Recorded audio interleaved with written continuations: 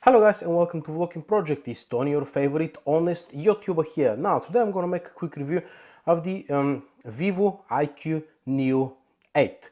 Now, as you remember, a few years ago, actually maybe like 10 years ago, OnePlus released the OnePlus One, the flagship killer. It was essentially a phone with premium build quality and a flagship SoC for just £250 here in the UK, considering the likes of the LG G3 and the other phones were costing over £400 or £500. So essentially you had a flagship grade phone for half the price. Well, Vivo is doing something similar over here as well. Don't forget, Vivo is a part of the BBK group, which owns OnePlus, which owns Oppo as well, Realme as well. So no wonder they're doing something similar over here. Now, if you want to know why I really went for this one to begin with, I highly recommend you watch my unboxing video. That's why I talked about, essentially, long story short, that I needed a gaming phone. Yes, that's what I decided to do.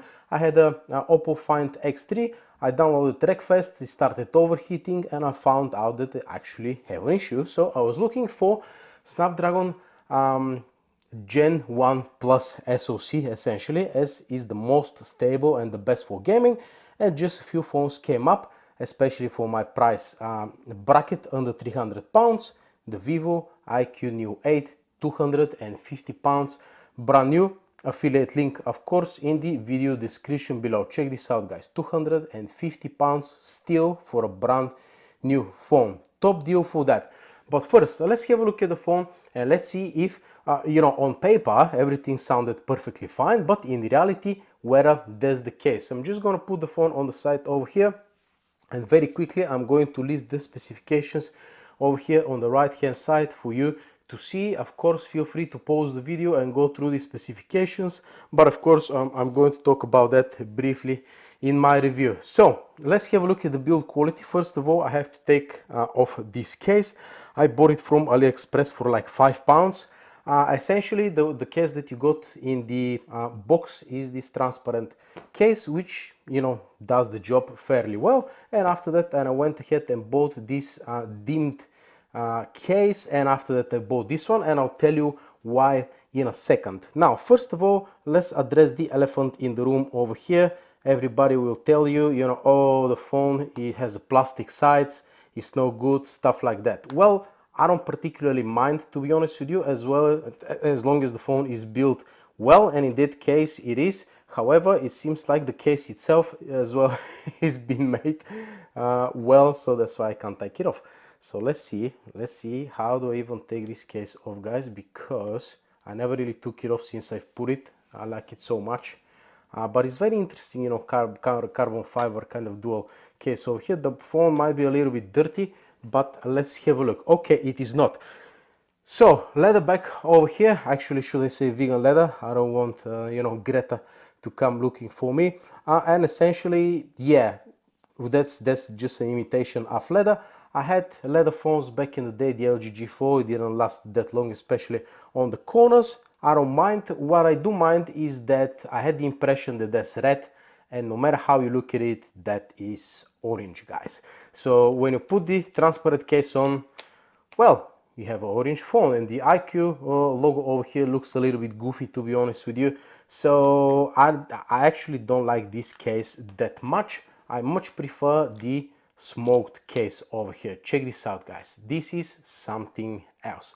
But of course, my favorite is this one over here. Really, really nice case, and rather cheap as well. I'm sure you can Google it on AliExpress. But nevertheless, I'm not here to talk about cases, but for the build quality. And as you can see over here, yes, it's made of plastic, but it's made of some sort of durable, nice plastic. And as you can see, it didn't get scratched from the particles over here between the phone and the case. So thumbs up for that. By the way, Air Blaster over here, turn it to a remote control to any of your devices. That is priceless in today's phones. Over here we've got the power button, volume buttons, just where you need them. And check this out, that takes us to security. You have face unlock, boom, check how quick that is, boom. And fingerprint reader, check this out, 10 out of 10 times, guys. 10 out of 10 times. I'm very, very happy with the fingerprint reader of this phone, exactly where I like it to be. On some phones it's too high, on this phone is absolutely perfect. And you know, what else should I tell you? This carbon fiber metal accent over here is really nice. And yeah, the only thing missing is headphone jack. That's why in the Volokin Spectrum scoring system, which you can see at the end of the video, I gave this phone just 3 out of 5, simply because, well, it doesn't have a 3.5 millimeter adapter. But to be honest with you, the time that I have it, over 3 months now, I never really used a wired headphones just to test it with an adapter. I just use my Bluetooth headphones. So I guess the world is moving into Bluetooth headphones nowadays. And in terms of audio, let's get it out of the way. You have a stereo speaker setup, a little bit of sound, well, the majority of the sound coming from here and some of the sound coming from here. Now you get the impression that there are stereo speakers, which they kind of are, but the thing is, it is loud, but it's not one of the loudest. The quality is good, but I would say just good. It's not as exceptional or anything like that. So unfortunately, in terms of audio, I'm not blown away, but it definitely gets the job done. That's why I gave it 3 out of 5 as well. Now the situation, what's the situation with the cameras? You might say we have a Samsung Galaxy, I think it was S21 sensor over here. Really nice camera. They do a very good job with the HDR and with everything. You're going to see a quick slideshow over here with a bunch of my photos that I took with this phone. And to be honest with you, I didn't expect much, but honestly this phone delivers more than you expect for the price range. However, keep in mind the secondary camera is just 2 megapixels, which means that it's absolutely useless, and I never really found any case scenario where I actually had to use this camera. I guess for bokeh or stuff like that, but then can be done with a software. So forget about the secondary camera. You don't have any kind of periscope, you don't have a wide angle camera. Sometimes I miss the wide angle camera, but one additional extra is Ultra HD document scan, which pretty much takes a photo of a document and it looks like you scan the page, and it works like a charm, guys. And overall the camera interface is, pretty familiar, very familiar to the Oppo. This is the Ultra HD document that I was telling you about. So camera wise, I'm pretty happy. Okay guys, a quick 4K 30 FPS test with the iQOO Neo 8. Stabilization is on, so if we do a quick run over here, we're gonna get excellent results like that. Let's switch to 60 FPS to see what happens. Okay, so now we're looking at 60 FPS in 4K. I'm just gonna do a quick sprint over here to see what happens and how the stabilization works. I think it's all right. Okay, so we even have 8K and 24 FPS. I'm not a fan of 24 FPS without stabilization and 8K. So it's kind of useless, but there is the option. If we run, we get results like that, which are not very good. And on the selfie camera, the maximum resolution is 1080p. I can't see any options for stabilization, unfortunately. So if we have a quick run, we got results like that. But anyways, let's have a look at a few selfies now. In terms of selfies, they're a little bit on the softer side. It's a Samsung sensor as well. I have a few selfies over here. I might show you one or two on the screen. It is good, but it's not as good as the Oppo cameras, but definitely manageable and definitely getting the job done. Now, where this phone truly excels is the battery life and charging speed, and of course performance and software. Now, battery life, man, I haven't really checked how much exactly is the screen on time, but I can estimate about 10 hours of screen on time. Not only this chip is very efficient, it runs cool all the time, but the battery is absolutely massive, 5000 milliamperes, and I'm super happy with the battery life, guys. Now, what else? Charging speed, oh my god, it's like, guys, 28 minutes to 100%, and we're talking about like 20%, 80% for like 20 minutes.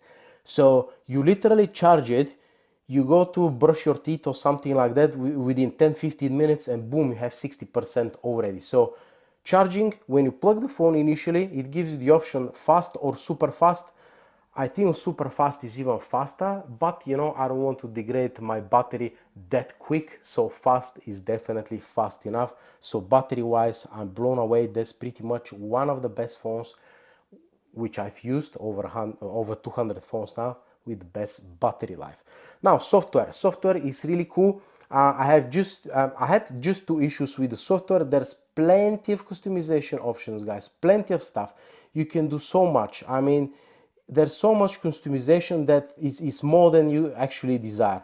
There's quite a lot of options over here, and considering this is a Chinese firmware, everything is in English. There were just a couple of applications which I didn't even uninstall in Chinese. I just kept them like that. For example, the browser, you can't install it, but anyways, there's so less bloatware considering to any other phones. And in case you're wondering, was that a shop ROM? It is not. I got an official update which eliminated one of the issues. Now, the issue that I had was with the font. The font of this phone was messed up, guys. And no matter what font you put in, everything looks different on all the screens. It was looking different. It was crazy. However, after the system update, well, the font is finally done, and I have a new software update just in front of you.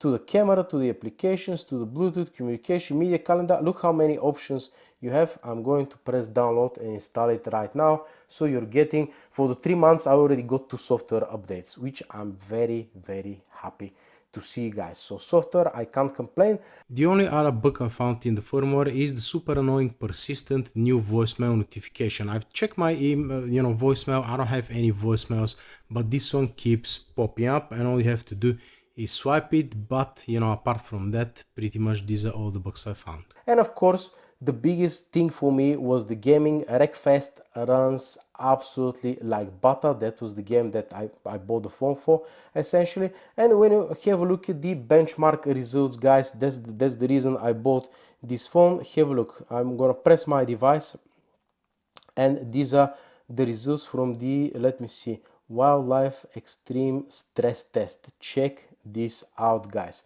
2800, and when it heats up, goes to 2700. So essentially you're getting, well, it's over here. Actually, over here we're looking at the wrong chart. We're looking at over here 2600, and it drops to 2000. So essentially, okay, wait wait, it's a little bit messed up over here. So your best score 2800, your best score 2000, that's average, that's best, that's average. So it drops to 2600. Essentially you're getting 92% stability in this phone, which I am very, very happy with. Snapdragon 8 Plus Gen 1, absolute killer.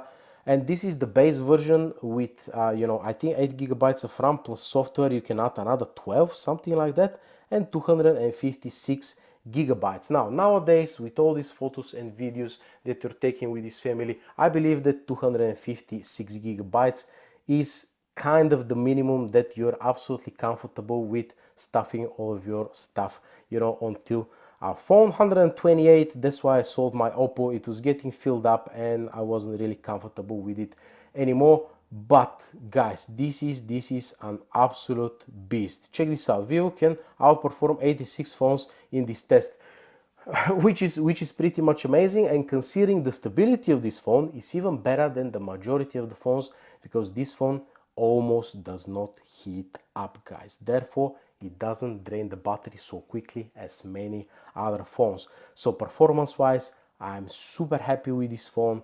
And what else left to say? Pretty much the price, £250, guys. I can't really complain about the price. It is very, very good. £250 for a brand new phone with flagship experience. You don't get that. And about the screen, let's quickly talk about the screen.